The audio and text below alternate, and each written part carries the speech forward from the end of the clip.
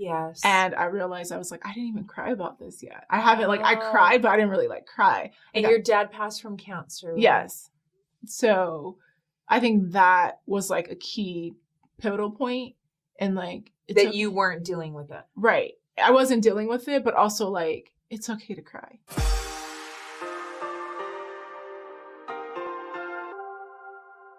Hello and welcome to The Middle. I'm Ganel-Lyn, your host, and you are in for a treat.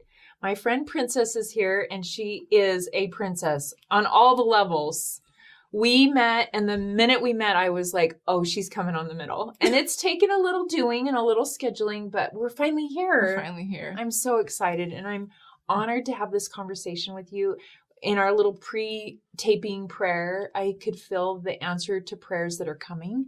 And that is always a good sign for me and why I do this show and why I love to have guests like you come on.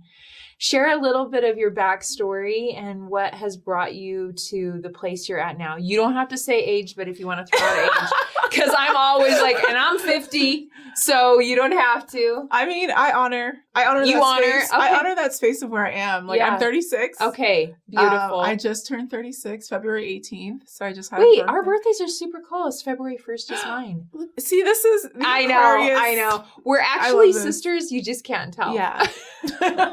We're keeping it a secret. I love that. Yeah, so here I am, 36 years. And I'm from South Florida. I'm of Haitian descent. My parents are from Haiti. I was born and raised in South Florida. And I came out to Utah for school. Came out to BYU, Idaho. And I have been back and forth on that journey of like where I want to land, what feels right for me. I left Utah a few years back after undergrad. And then I came back for grad school 4 or 5 years later, went to University of Utah. What'd you get your graduate degree in? Health promotions and education. Okay. So like healthcare, like health and wellness, like public health, that's been my jam for a very long time. And synergistic to where you're at in your life for sure, right? Oh, definitely. So I've been really aligned with that journey of health and wellness. And that's just kind of part of like my own personal life of like, you know, my own healing journey when it comes to like physical healing. Like I had a lot of knee surgeries when I was younger. And then from there, just like living well. So that kind of like transpired into like my career path. So yeah, so I'm here in Salt Lake City and navigating the waters of post-COVID or pre-COVID or in COVID. Whenever you're watching the video, we're not really sure, right? Yeah. So, you know, there's a lot of that. And I'm a yoga teacher, yoga therapist. So I kind of interwoven with my graduate degree. I decided to become a teacher. I practiced yoga since 2007, but it wasn't until 2016 that I decided to really get involved in the work of teaching and offering out the practice. And then from there, I knew I had to be a yoga therapist because the therapeutic aspect of yoga of where, you know, our trauma is locked into our body and like being able to heal that really shows up in spaces of movement, but it is more integral in the pieces of like, how do we like slow down instead of doing the asana, which is the movement?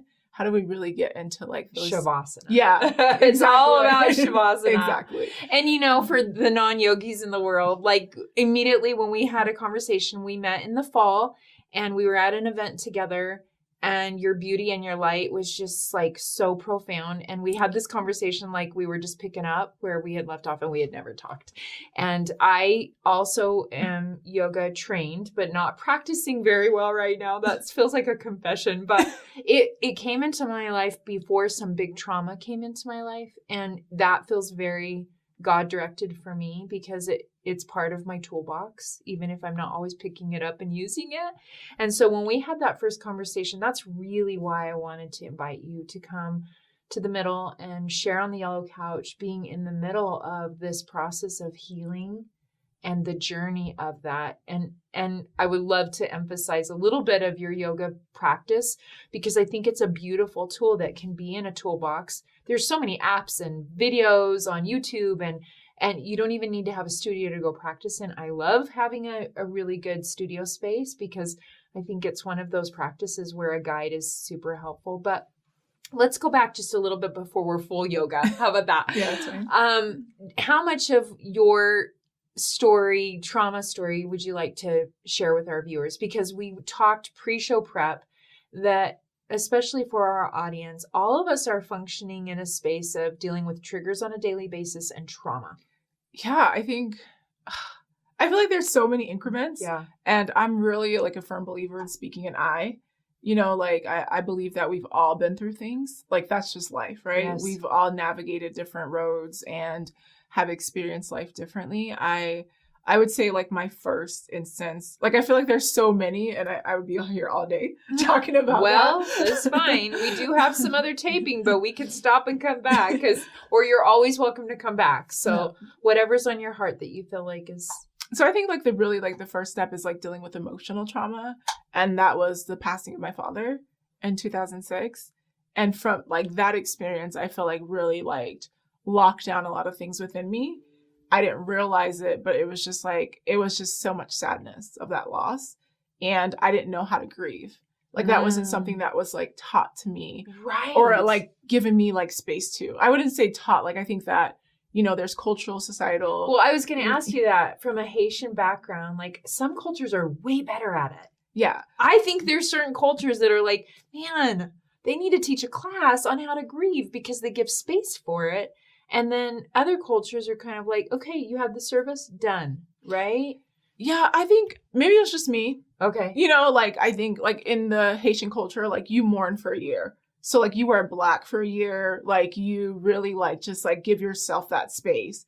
But I was like interwoven in a space of my life at that time. Like I was serving an LDS mission and I decided like in that path like that I was in at the like time, early 20s, I was like, okay, like this is, I need to get back to this work, right?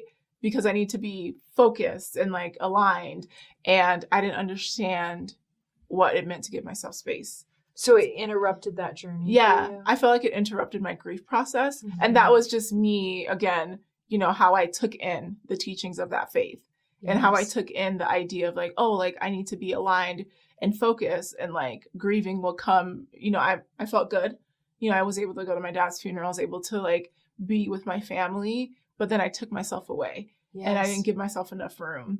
And then we share that faith history. And I know with my sister's suicide 7 years ago, I said pretty publicly, members of the Church of Jesus Christ of Latter-day Saints are horrible at grieving. And that's an overstatement, but I'm going to just say, because in that faith, we believe in an eternal life. And so there's almost this sense of like, well, I'm going to see them again. I know about eternal life. I'm good.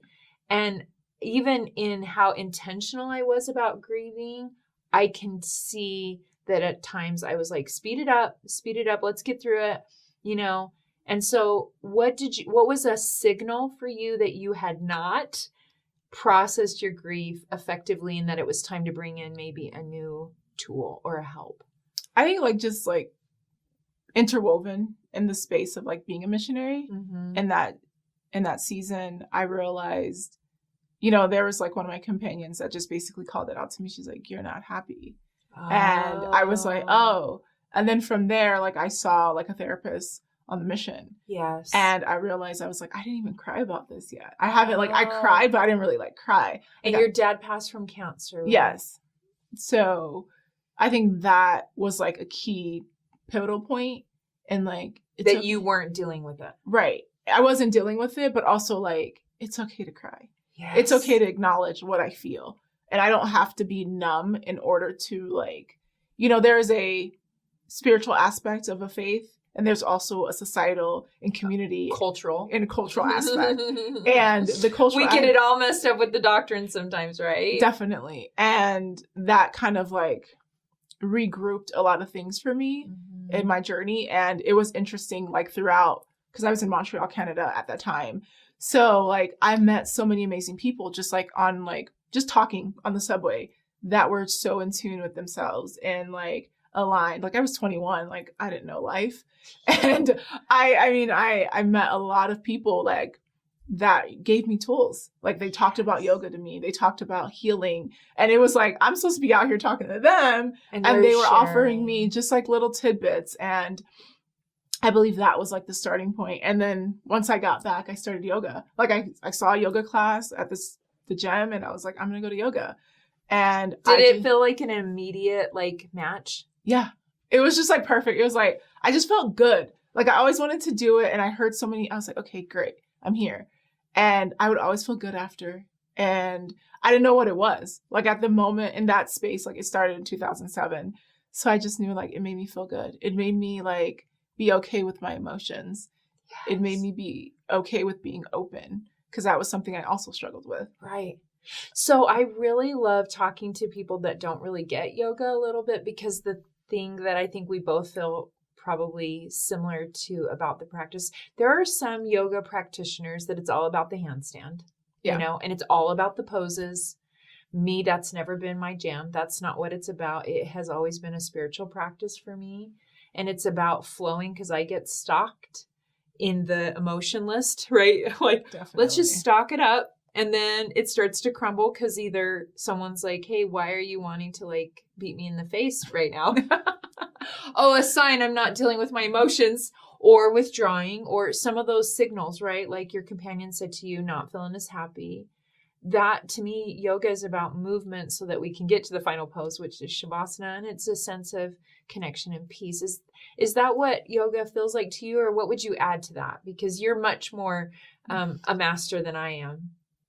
I mean, like for me, I agree, like the connection and peace, but yoga's an ease. Like it's like an easefulness of being okay, like with who you are. Because it brings you in. Because like that's what yoga does. It brings you inside of who you are.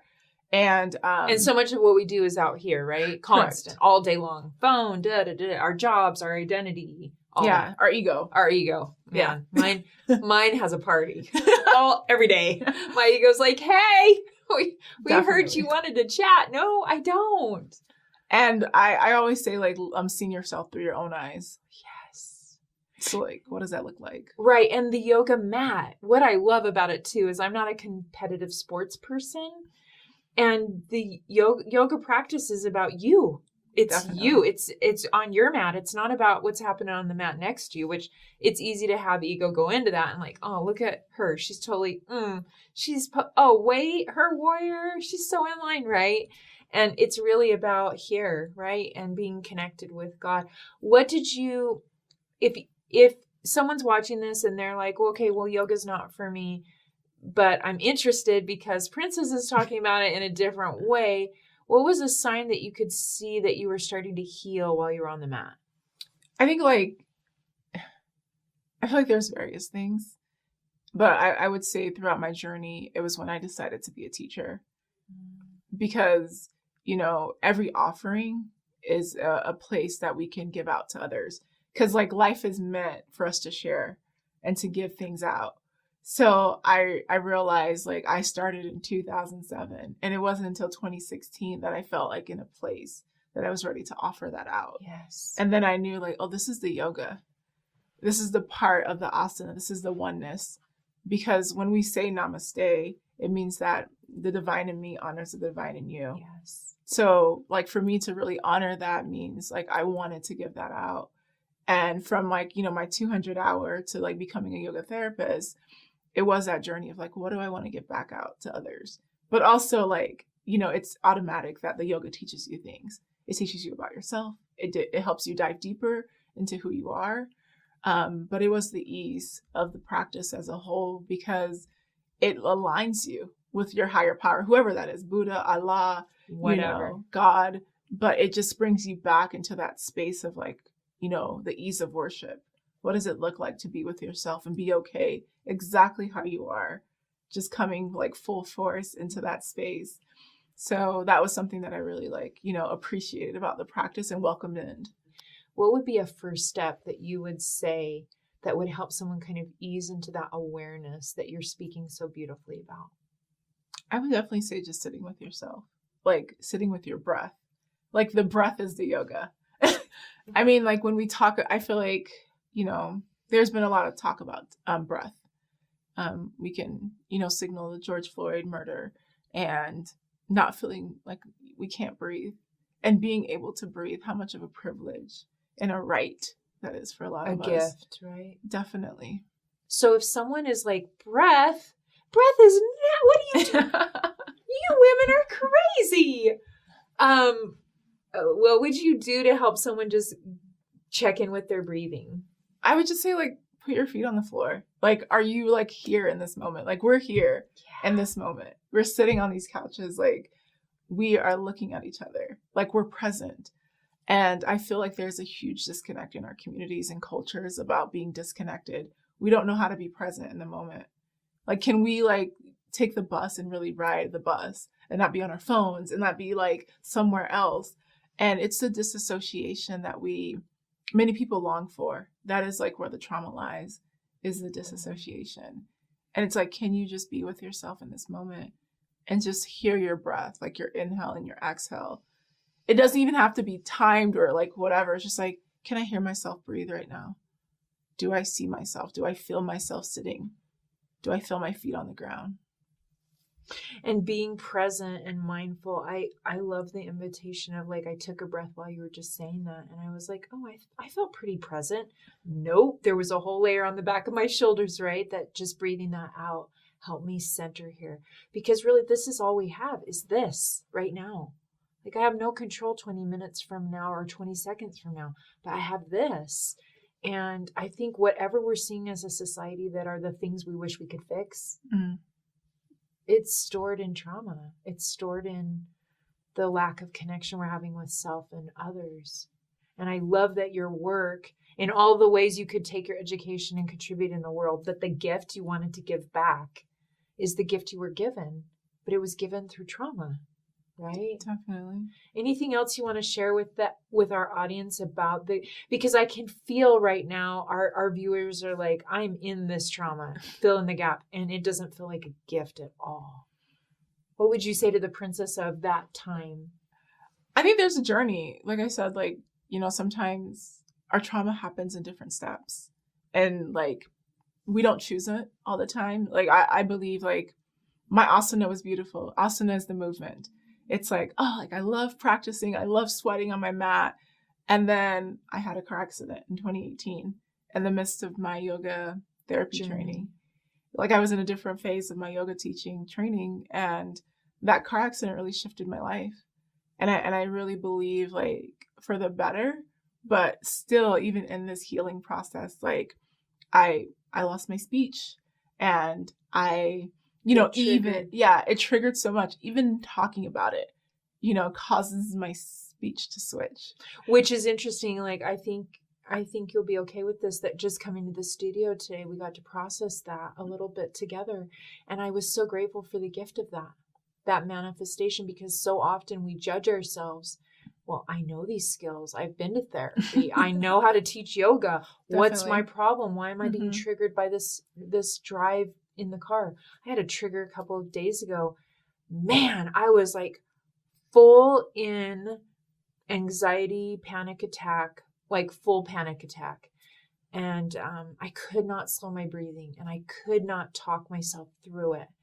And in that moment, I was like, oh, okay, I can either be in self-hatred or rejection over this, which we easily go to, especially if we've been intentional about our healing, like you have. Or I can see it as the gift that connects me with humanity. Definitely. Because I see myself as a teacher in other ways that you teach in these ways. And I've come to understand that I can teach from a place of experience and knowing, which is a little like, oh, it happened over there. Right. Or I can teach from a place of, this is my scar still, and it hurts when it gets bumped, So thank you for being willing to start the conversation and show what it looks like. Because like you said, if you didn't grow up in a family where grief was talked about or trauma was talked about, which many have not, I think generations to come are going to have the gift of that, right? But our parents and grandparents, definitely, they were like, mindful what? Breathing what? Right? So thank you for putting language around and sharing with us your light and beauty from a place that has experienced loss. I love to ask my guests this question. What is your manna? I believe my manna in this season that I'm in is rest. Preach it. I think we have a huge disconnect in our culture with rest. And as a Black woman, as a woman that has been very driven in her life to do all things, to be all things, and to conquer all things. Like I disconnected from rest. And, my accident as of late and the yoga, the real deep yoga, the yoga that's conscious in the state of, do I see myself? Do I feel myself? Do I hear my breath? It brought me to this place of rest, to not be conformed to the ideals of, I have to be this in order to be successful. I have to be this to be seen. And it's okay for me to like take a nap, or it's okay for me to not be all the things that, the institutions want me to be, or the people around me. Like I can be my true authentic self and align with that and stay grounded in that. And that's where rest finds me, is like coming back into myself continually and constantly.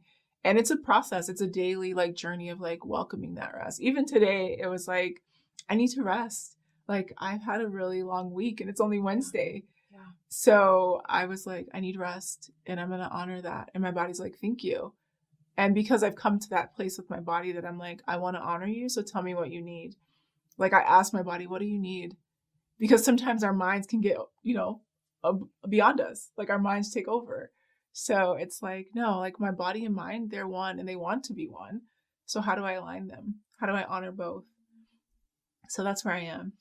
I'm so grateful that I asked that question because of answers just like that. Am I right? Like that is exactly at the age of 50. If I could have gone back to my 30s and taught that soul that rest was okay, that you're not going to become lazy and not be a good mom or not be career minded and progress. It took a health crisis, right? To really teach me the gift of rest and honoring my body in that way. But even now, sometimes I'm like, I love my meaningful work and I love my opportunities.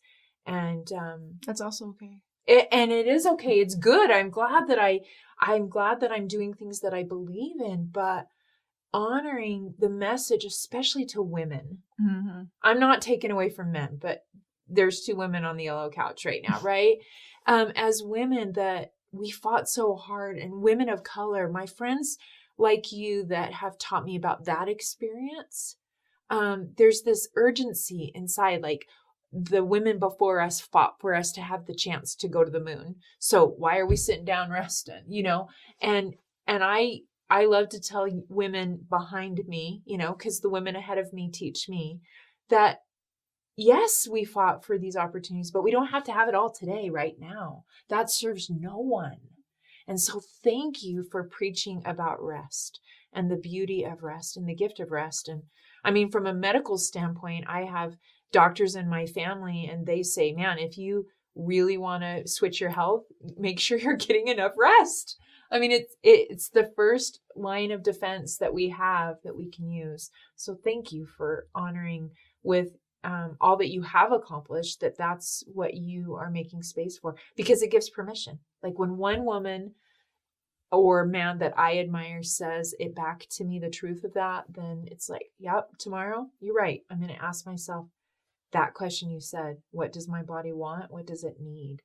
So thank you for that. And thank you for showing up in the space that you are and bringing it all to the place that you're at now. But if people want more of you, of Princess and the wisdom that you have, where can they find you? So right now I am teaching with a Yoga Forward. I'm teaching through their yoga teacher training, but I am also launching my own company, a yoga and wellness company. It's called Lumiere Wellness.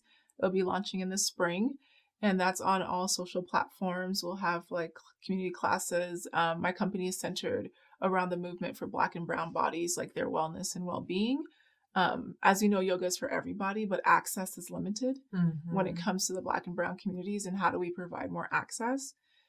So Lumiere Wellness will be out here, launching classes. And then I have my own brand, hippie.haitian. Which is a really great account to follow.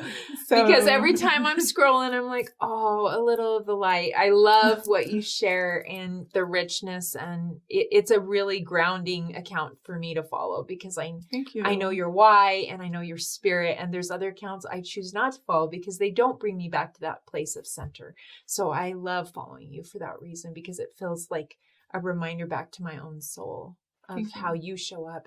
It forces me to go back in. So Thank you. I believe in being a whole person. yeah. I think there's so many things that try to define us, but it really is like, how do we define ourselves? Right. And it comes back to like your connection with your higher power and like, how do you feel whole? What, independent of institutions, whether they're religious or government or what have you. Messages from society, your Ex- family of origin, they all have the expectation game, right? Exactly. So I'm grounded and centered in like being a whole person, and how do I show up for myself? And I believe showing up for myself perfectly and beautifully, I can show up for the world in my authentic way. And thank you. And thank you for bringing that energy here to this space today. Thank you. And all that you do. And if you find yourself in the middle of some grieving, some trauma, a need for more healing, I hope that this conversation has facilitated in you in the idea of just starting to breathe and be present, and maybe not to avoid the signals that it's time to do some more healing and learning. And thank you again for joining us here on The Middle. I hope you'll share this episode with someone that has come to your heart and mind today, because we love when you like and subscribe and then share these videos, because that's how this community grows. And we'll see you again here on The Middle.